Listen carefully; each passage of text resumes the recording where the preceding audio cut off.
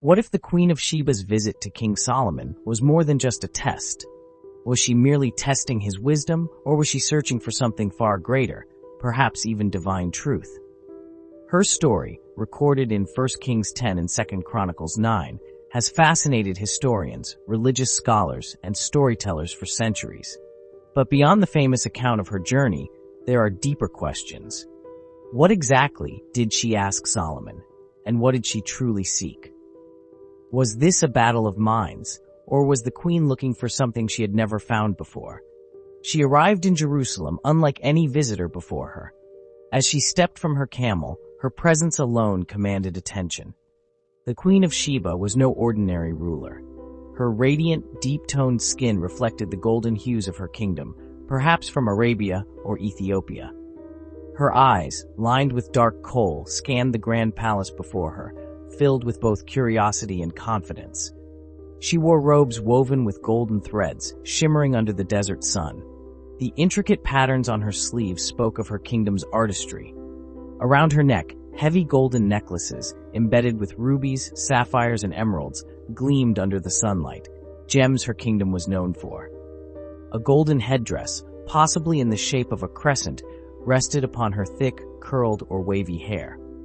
As she stepped forward, the scent of frankincense and myrrh filled the air, prized fragrances from her land.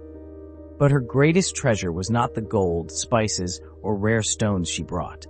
It was the questions she carried within her mind. Inside the palace, Solomon awaited. He was dressed in royal deep blue and purple linen robes, colors reserved for kings. His olive-toned skin and dark, wavy hair gave him the air of both a ruler and a prophet. Unlike warriors who boasted of their strength, his power lay in his mind, a mind blessed by God himself. On his head rested a golden crown, but his true power was wisdom, not wealth. His deep-set eyes held the knowledge of thousands of proverbs and divine mysteries. In his hand, a golden scepter encrusted with precious stones, lightly rested, a mere symbol of his rule, for his authority came from a higher source. As the Queen of Sheba approached, Solomon did not just see a foreign monarch. He saw a seeker, someone who had traveled far, not for trade or alliance, but for truth. Her voice was smooth yet commanding as she spoke. Tell me, O king, what is that which no man has seen but will see again?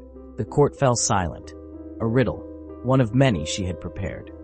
The queen's eyes glimmered with challenge, waiting to see if Solomon was truly as wise as they claimed. Solomon did not hesitate. His lips curved into a knowing smile. The future. No man has seen it, yet all will witness it when it comes. A flicker of surprise crossed the queen's face. He had answered correctly. One by one, she posed riddles, philosophical questions, and even mystical inquiries. Some were meant to trick him. Others tested not just his intelligence, but his understanding of the divine. And yet, each time, Solomon answered effortlessly. The air between them grew heavy with the weight of their conversation. The queen had tested many men before, but none had answered as he did. Was it possible that his wisdom was not just human, but divine? For the first time in her life, the queen felt something beyond knowledge. She felt awe.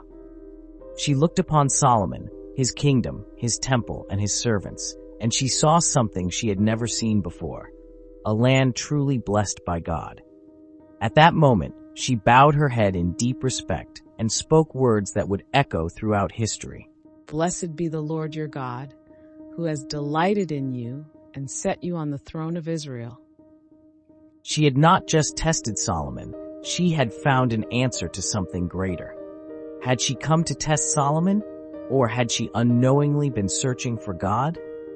As the Queen of Sheba departed, the golden treasures she had brought were nothing compared to what she took with her, wisdom. Some say she left with a newfound understanding of God. Others believe she carried Solomon's bloodline back to her kingdom, founding a dynasty that would last for centuries. But one thing was certain, her name, her story, and the wisdom she sought would be remembered for generations to come. What was she really searching for? Was the Queen of Sheba's journey just about riddles and wisdom, or was she searching for truth, for something greater than herself? What do you think?